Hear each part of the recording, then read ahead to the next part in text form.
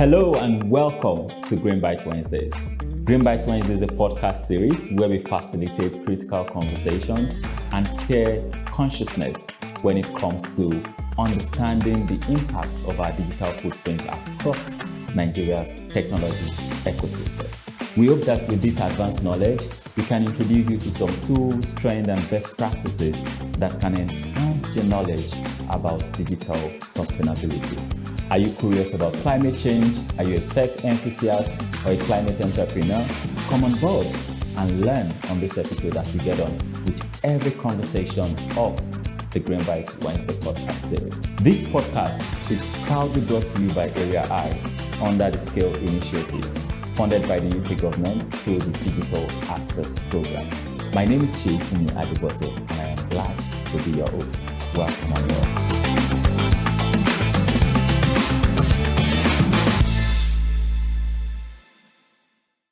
Hello, and thank you for joining us on this episode of Greenbytes Wednesday. It's such a pleasure to bring you this episode. Feel free to check out other episodes. We've had dozens of episodes where we've been speaking around the intersections of tech, sustainability, energy space, and introducing you to what are the things that you can do. Our primary aim is to see that we can educate you in a space that doesn't seem so usual, if you would say, especially here in Nigeria.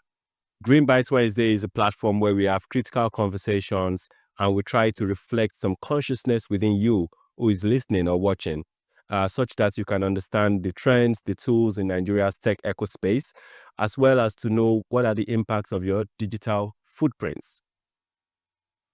Greenbytes Wednesday is a part of the Scale for Net Zero program, and Scale is smart climate awareness, learning, and empowerment. We're grateful to the UK government for making it possible to bring you this episode as well as every other episode. My name is Seyifunmi Adebote, and it's a pleasure to be your host on this episode of Greenbytes Wednesday. Before I proceed, I want to say that you can find this podcast everywhere you stream podcasts, SoundCloud, Apple Podcasts, YouTube, Spotify, wherever it is you find your podcast, you definitely will find Greenbytes Wednesday. And with that said, let's get into the conversation today.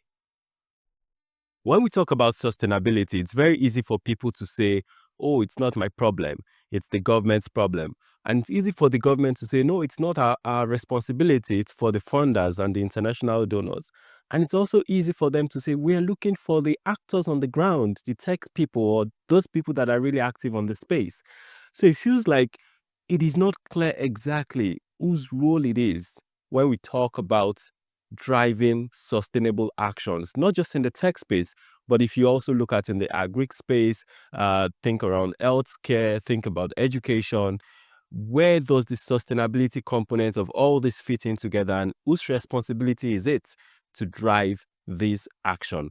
That will be the focus of our conversation today. I'm really pleased to have someone I call a big sister, a friend for quite a while, very experienced, very vast in this space, Adesola Effiwatt. Did I pronounce it right? Yes, please, you did. Welcome, Adesola. Very pleased to have you on the podcast today. Thank you very much for having me. Let's start with a little bit of background. Where do you sit in all of this conversation? A little bit of background about you. Thank you very much. I like to refer to myself as Adesola Olatunde Effiwatt. So, my journey into this space started in 2011 when I got a job in the government as a policymaker in the field of environment. And I think my background in environment prepared me for this because during my service here, we launched a group called Eco Vanguard in Borno State then, and our aim was to plant trees in the northeast part of the country. So coming into this space at the government level, we were looking at issues around climate change, policies, projects, financing, how does all this interlink? And it's also a space where you get to meet the different stakeholders. And like you said, I think that brings me to what you said about whose role. There are different stakeholders when we look at this. You have the government, you have the private sectors, you have the giant tech companies all over the place, you have the foreign development entities or donors, as we like to call them. There is also the civil society. You think about around the financial instruments and on the banks to make this happen. So it feels like there's a lot of players when it comes to driving sustainability. And that brings me to my first question to you, Adesola. When you think around the sustainability sector here in Nigeria, I'm very glad that we have this. I mean, we can rely on your experience of over a decade and your sort of your engagement also when it comes to policy and the government angle. So you've sort of seen it from the overarching point of view. So tell us, share with us, when it comes to the sustainability landscape in Nigeria, who are the main players and what are their respective roles? The key players are, I think I would say everybody, actually, but we can have them in different groups. Okay. We have government, we have the big players in terms of the entrepreneurs. I think we refer to them now as techpreneurs. We have the investors, we have the individuals. Now, the individuals can go as far as the man on the street.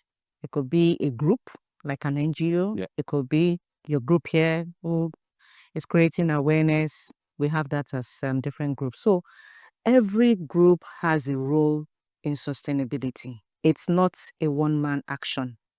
So we look at government and we ask ourselves, what does government have to do to ensure sustainability in the tech space? What does the investors have to look out for? The NGOs, the private sector, the individuals. So basically what the government has to do is an enabling environment. The government has its role cut out for it already. So it's to look at policies, it's to look at regulations. Are these in place and are they implementable? Then we look at the big players in terms of the financiers.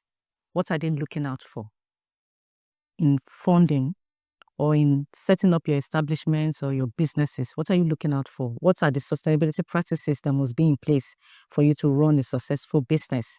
And this time around, this includes the tech ecosystem. And I also have a question myself. Then we have the NGOs. You create awareness. Does this include the tech space? What are the indicators that we are looking out for in the tech space? And then the individual. Before I came in here, I was telling some of your colleagues here that I do consider myself as knowing nothing about the tech space, because aside my phone and my laptop, what else is tech? So I think it becomes an interlinkage. We all need to understand what each person is doing, and then how do we drive sustainability into these things? And it starts from the awareness, really. What is sustainability?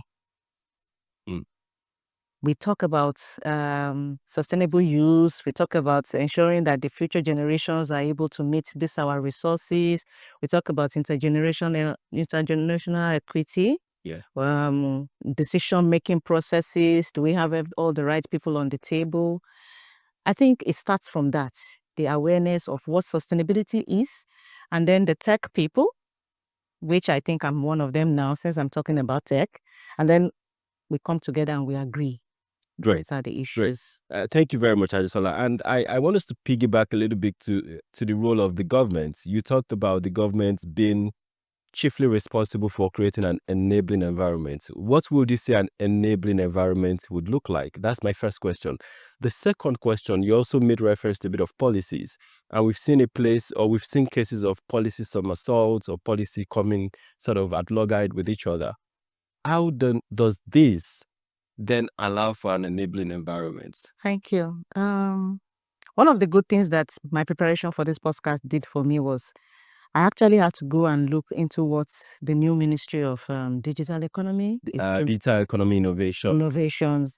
I said, yeah, there was a new ministry. What are they supposed to be doing? What's their mandate? And I must confess, when that ministry was created, I never bothered to think about it because it's digital. I don't think but now I had to think about it in terms of what is their mandate. And when I looked at their mandate, it's about ensuring that our digital space, which I think the tech space is part of, is catered for in a sense. But let me go back to the question you asked about government. We look at policies, we look at regulations. Yeah. These policies set the tone for what the country wants to do. or how the country sees the space, or how the country sees sustainability. So we have so many policies. Now, do they speak to one another? That's another conversation. Not in many cases. Yes. Then we should have regulations. There's a policy that now helps you to come up with regulations, because it's in your regulations that you are able to have an implementation plan. Because when you say, oh, we have a policy on renewable energy, for example, what is it that we want to do with renewable energy? We want to achieve a certain percentage by so year, because I heard you speak about net zero. We want to achieve, we said 30% energy efficiency by 2030. So that is a policy statement. But then who does what? Exactly. So we now have to break it down into the implementation plan, or what we call an action plan sometimes. Then that plan, what mandates the people, the stakeholders that you have given that responsibility to? What mandates them to ensure that they do what they're supposed to do to meet that 30%? Then those are the regulations. Great. You talked about the government agency, and I know that apart from the Ministry of Communications, Innovation and Digital Economy, which is headed by Bosun Tijani, there are also departments and agencies. Think around NITSDA, which is the National Information Technology Development Agency. There is also an Office for National Digital Innovation also in Nigeria. And you also spoke around the sort of the documents, or we can call them like the legislative framework. And quite recently, there's been this rounds across Nigeria to put into place the National Digital Economy and E-Governance Bill. So this tells you that indeed there are quite frameworks that are already in place or that are being developed. But the important question, as you put it, is, can we get these frameworks to speak to themselves? Can we get these policies to sort of harmonize each other and not, kick against each other? And that takes me to the next question that I want to ask you. You stressed indeed the role of individuals when it comes to sustainability and also in the tech space. If you could sort of line up some specific individual actions that can be taken, so the average guy out there is listening, he thinks he's just an individual who is not in the tech space, but he really is curious to say, hey, what are some step-by-step sustainable actions that I can keep in mind? What will your recommendations be? First and foremost is to educate yourself. You need to educate yourself. You can't leave it to someone else to do that for you. You have a personal responsibility to educate yourself on what the issues are. Sustainability is huge now, and it drives every part of our processes. So you start looking at the sustainable use of, we call it sustainable consumption. I think we have some things around, is it the triple R's, where we're talking about we talk of reuse, reduce, recycle. Yes. How do we understand that? Water management, for example, how do you understand that? Your energy use, how do you understand that? And then, in fact, we can go as far as looking into our purchases. What do we understand about even the companies that produce the spot? I remember there was a time there was a big issue about, was it Samsung? When Samsung said they were going to reach net zero by 2050, I'm not sure. Many of these companies are basically splits. Think of Amazon also. Yes, yes. And then, you go online, you see all these conversations, and it's good that you know about it, because you can't claim to be driving sustainability and you don't even know where your products are coming from. We talk about fashion, for example. What kind of materials do you wear? Because when you discard this jacket after you don't like it anymore, is it something that can degrade in the environment? So it goes beyond the tech, actually. But let's now focus on the tech. I don't like my phone again. What do we do? Do you trade it in so that you can go back to those companies that can reuse it or recycle it? Do you just throw your batteries out there because you don't like it anymore? So I think those are some of the conversations around sustainability that you can start thinking for yourself. So I spoke about water management. I spoke about your tech things like your phone, your laptops. I spoke about educating yourself. Great. And when we talk about tech, I know many times we just limit it to, phones and digital gadgets, but we could also think of or tech sustainability across board. Think, for example, financial tech. We know of the likes of Flutterwaves, OPay, and the likes that are really leading. Some of them unicorns, as much as $1 billion US in terms of their financial strength. But outside of that, we also have the health tech. We have, I'm trying to remember, LifeBank. We have MedSave. We have some of these tech systems that have also, or sort of health platforms that have leveraged technology to do things differently, to become more sustainable. In the agri space also, we have we have Farm Crowdy, we have um, Thrive Agric. We have quite a number of them. And even in the climate or in the waste sector, I have a friend, Rita, who's been leading Ecobata, and they are using technology to collect waste from people. So it really goes to say that it is not sort of straitjacketed when it comes to tech. Don't think of it as, okay, I have to be the techie guys, the gaming guys. Across our lifestyle, across the different things that we do, there are also technology advancement that is making things easier for us. So the big question should be, how then do we become more conscious about our role, our interactions, our relationship with this tech space, and what are the things that we can do differently? Additional has sort of given us some of those insights already. And as we go on with the conversation, maybe for the last half of this conversation, I want us to talk a little bit about grassroots movements. We've seen this very common in maybe other parts of the world, but not so much in Nigeria. And I know that could be very linked to the role of education. Like you said, a good place to start will be educate yourself. But walk us through, or first, let me say, do you think that grassroots movement has some potentials to drive sustainability conversations here in Nigeria? Yes, please. It does. And It how does. When we talk about, for example, there's a space I'm very conversant with. We talk about climate action. Climate action is not driven at the national level. Climate action is driven at the local level, which we call the grassroots level, because it is the people on the streets, the people that get to the end users, that actually determine a lot of these things. So when I said educate yourself, sometimes you're looking at the people in the villages and the communities. So yes, when you look at grassroots movement, wow, it's a huge movement. And most times when you talk about financing, when you talk about activities that can actually have huge results, you look at that movement. So how can we sort of mobilize more of this movement at the grassroots? we have many of them. I think what happens is we work in silos. And because we work in silos, we're unable to aggregate our actions and actually see the results that we have. You see that everywhere you go, every day, there are always groups meeting. We always have groups meeting. If they are not talking about health, they are talking about environment. You even have group meeting on politics. These are all very good groups that we can use to drive sustainability. So, like we said, mainstreaming the sustainability into our conversations is the first thing.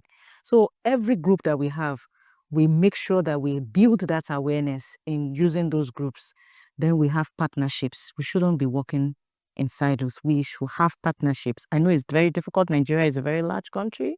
And when you start talking about moving 2 or 3 groups together, it becomes very complex. Different interests, Yeah, the complication. yes. And But it's still something we should look at, create partnerships, have that continuous awareness. And I think the last thing was I wanted to think is actually have results, actually have tangible results. So when we build awareness, for example, what are the tangible results that we can use to measure that engagement, that movement working? For example, we talk about having clubs at the schools in those days. And then you have so many clubs in different schools. And then if you actually follow through in the monitoring, you see that they start telling you, oh, we planted trees. And then you can even count, You can start counting how many trees, how many seedlings did you come up with, how many nurseries. So those are some of the things. And like I said earlier about my question is, and you've answered it. When we say tech, it goes beyond maybe your phone. We talk about even data, data management. How do we, so those are the conversations that we should start having at those local levels. And it means that when you get to those grassroots movements, those local levels, you're not talking sustainability. You're talking in the language that they understand. So I can go to a community, for example, I'm not talking sustainability, but I'm just talking about addressing water shortage, using water responsibly. Oh, what do you do when there's rain, or are you pouring your water away? Is it tap? All those kind of things. Yeah. So I think those are areas that we can start from. That's a really important point, and I'm glad that you sort of open us into the role of like indigenous language, if you like to say, or sort of speaking to the specifics. I mean, we say you look for where it pinches them, and then you speak to them sort of easy there. There's one thing I'm also curious about, and that's the financial instruments. In Yoruba, we have the saying that "Owo ni keke yin rere." Yes. I mean, and it's just known that for things to run, there has to be, some oil to keep it moving. And in the sustainability space, take it or not, finances is also part of what sort of oils the conversation. Where do you see Nigeria right now when it comes to financial support to push sustainability? So there are so many entry points for finances, which takes me back to the role of government. So you have a policy, you have regulatory plans, but you must have an action plan. The country must have what is planning to do. So that action plan already drives it. When you have that action plan, then we have the different roles that each stakeholder has. And when we talk about stakeholders, we're talking about whether it's government agencies or it's the private sector. So everybody knows what their roles are. And then it's easy for you to start building proposals around those roles. So for example, when you talk about awareness, do you actually have the right indicators in your proposals? How many people are you reaching?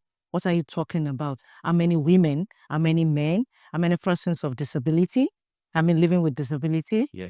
Those indicators are what drives it. Then, most importantly, one of the challenges we've had in the country, like I said, is it's not as if finance is not entering into the country. But one, we do not really have those mechanisms to report, to track and report those finances. And so we need to build domestic mechanisms, domestic structures in place that can help us to track and report our financing. And with that, international financing will come in, and even domestically, we can be able to track what kind of finance goes or how much goes into these things. And then it's easy for us to now identify what the gaps are. Because if you also don't have those reports that, speak to your activities, it's difficult for anybody to be able to give you funding to implement those projects. But I can assure you, there are so many programs that we implement in this country.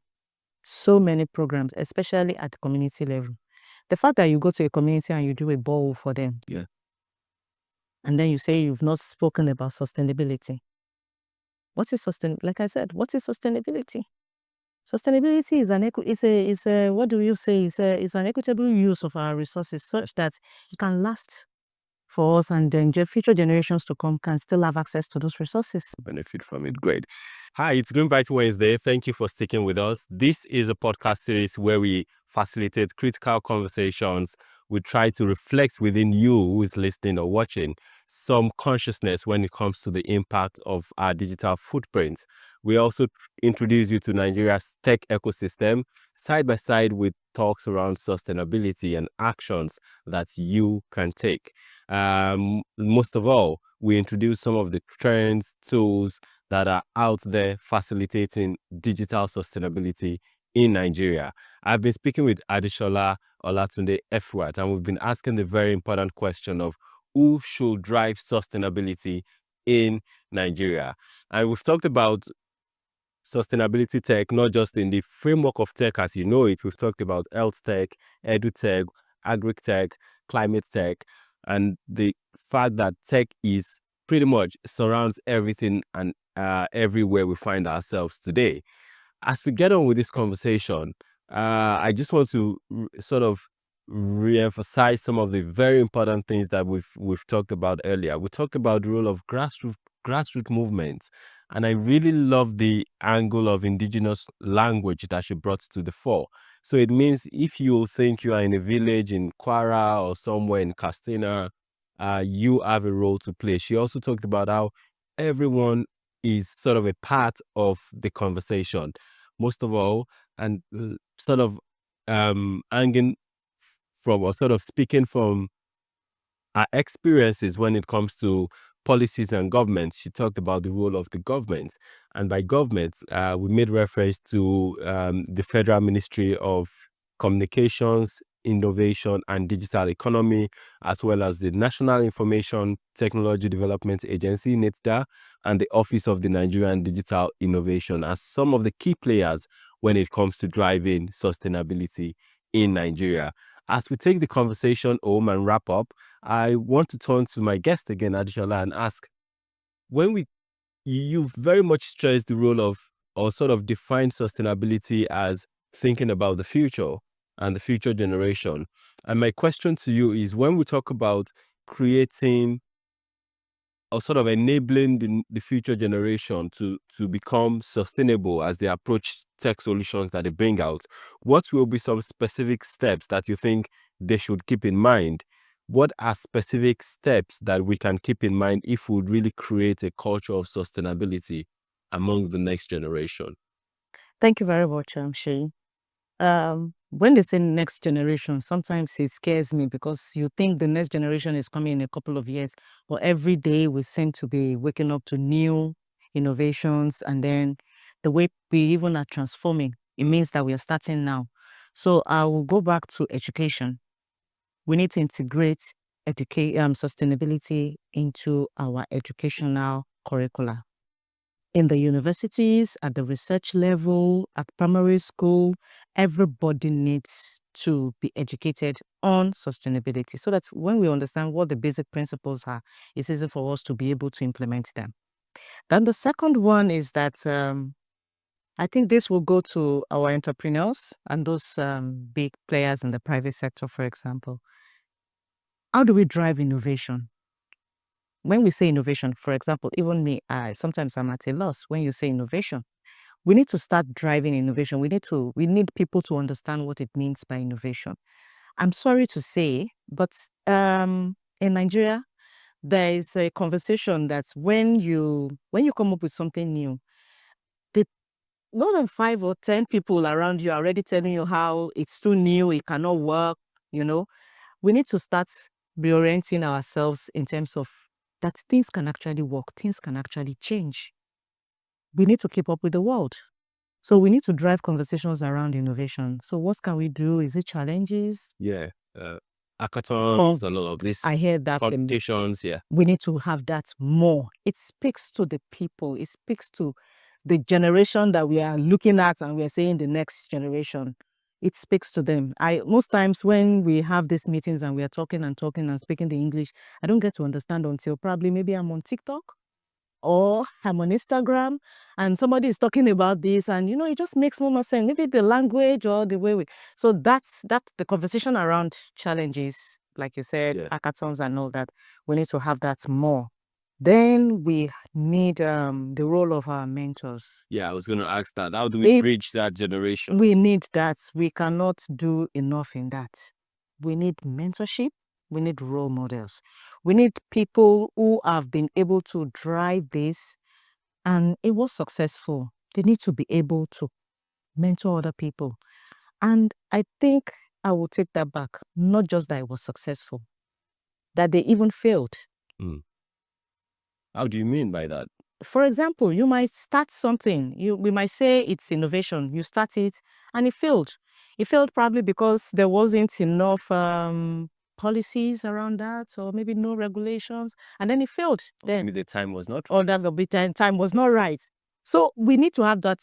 We need to have that bridge. We need mentors that will talk to us about that. We need role models that will drive it.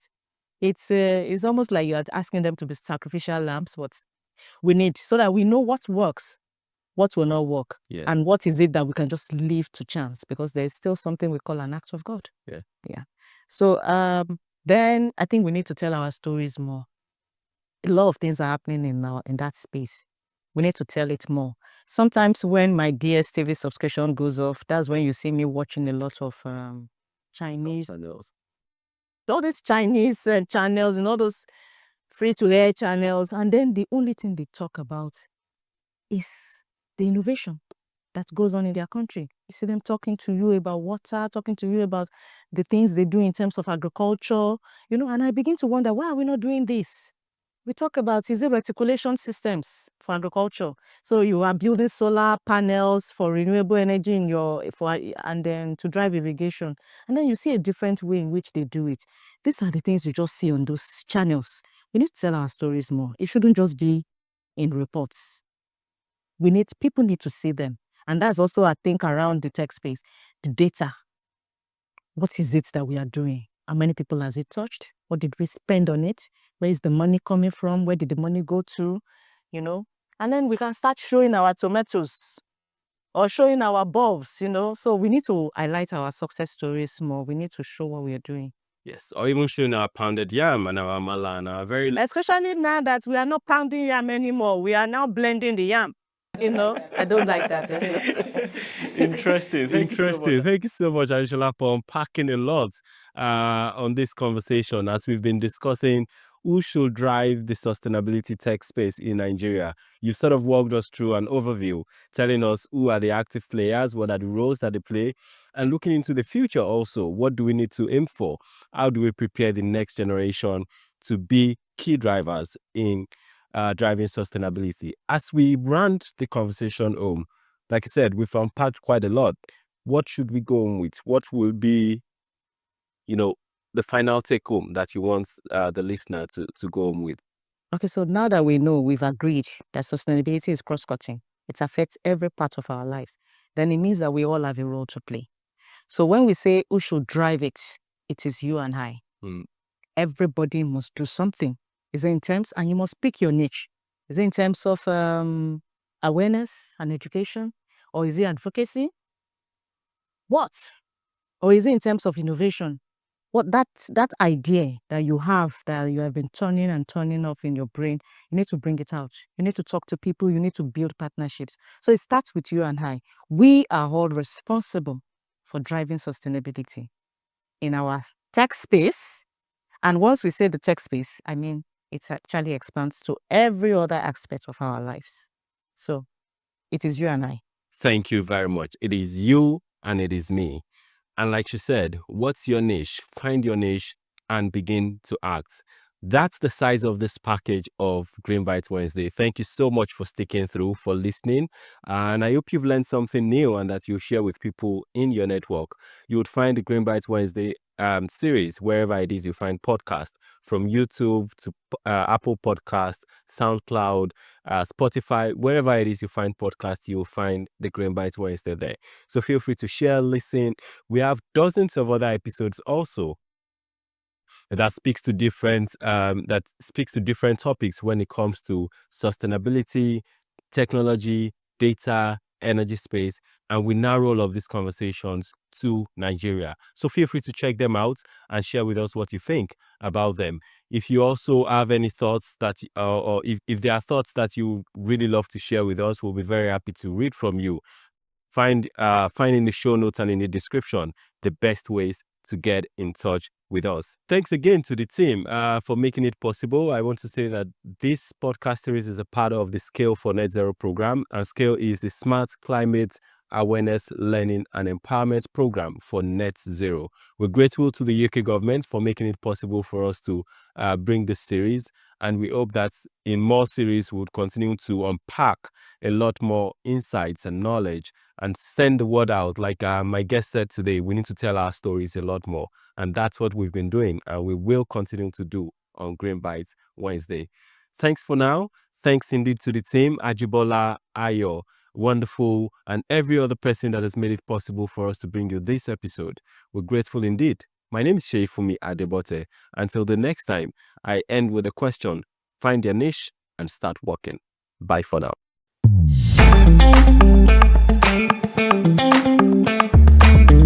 Thank you very much for joining us on this episode of Greenbytes Wednesday.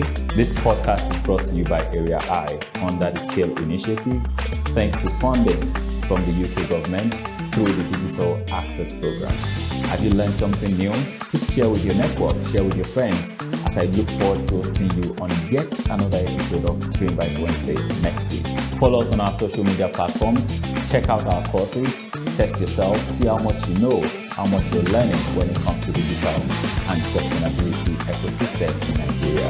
And I should remind you that as you balance your knowledge of digital ecosystem, also remember to stay committed to a shared and sustainable planet. My name is Seyifunmi Adebote. Bye for now.